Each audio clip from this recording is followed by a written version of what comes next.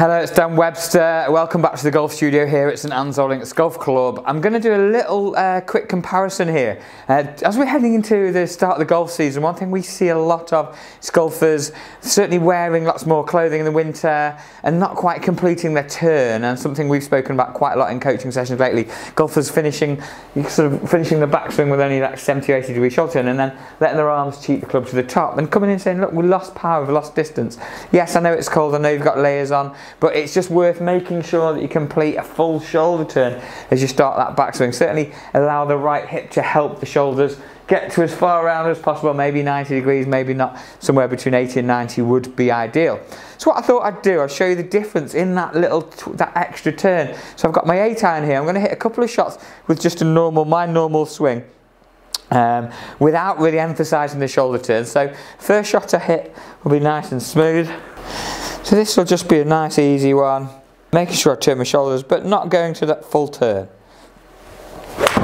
So that's my sort of normal winter swing, if you like. I didn't feel as though I'd put much effort into that backswing. It's carrying just around 140, running out to 145. And this is my 8-iron. This is the TaylorMade P730 8-iron. This is a traditional lofted 8-iron, by the way. As you'll see some of my reviews lately, some very strong clubs out there at the moment. Again, one more, nice swing. Again, really felt nice within myself, that swing. And probably that shoulder turn would have been to around about 80 or 90 degrees. 80 degrees, we're not sure. Carrying 142, running up past the pin there, which is nice. So what I'm going to establish now is what happens if instead of just finishing my backswing here, I'm going to go for that shoulder turn, create a bigger coil if you like. I'm also going to let my right hip help me and pull the right shoulder back. Some great little drills here just to keep the shoulders working. Something that I certainly very rarely do this time of year. Maybe a little bit easier when we're in t-shirt and warm weather as we head into the season. We're going to go with that full turn now. Really get a big stretch and see what effect it has on ball speed, distances and so on. Just when we're going for that, remember, feel versus real. You can hear my voice changing there. That feels good. Nice big shoulder turn. So it certainly felt more powerful. Definitely felt different in my body. When you're making a swing change, there's always a different feeling. Again, feel versus real. It looks like the ball's carried a little bit further that time. The strike was nice. I'm going to go for a bit more of a turn. Again, really stretching that shoulder out and feeling as though I'm putting another 3 or 4 degrees up there to create a little bit more power. Good. Yeah, definitely felt like I'd gone that a little bit further. I don't know if you'll even notice it on the camera, but it certainly felt like I had put more into that backswing. So just remember, if you're going to do any work like this, go and see your coach, go and spend some time with the PGA Pro, make sure you do it right, get some camera feedback, get some launch monitor data, just see if you are making a difference. Let's have a little look at the numbers.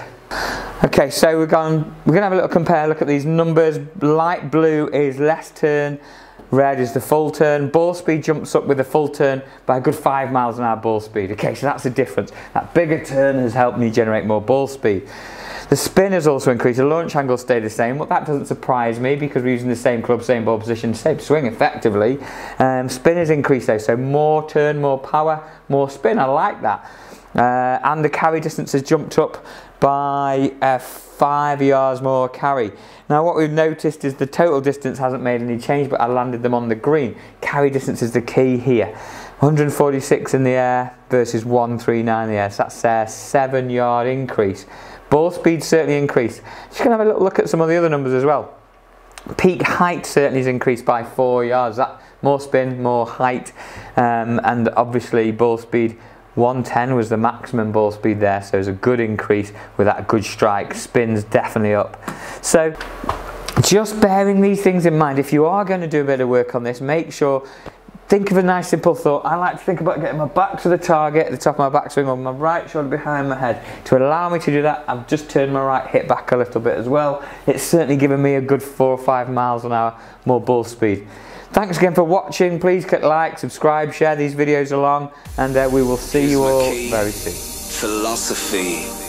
A freak like me just needs infinity.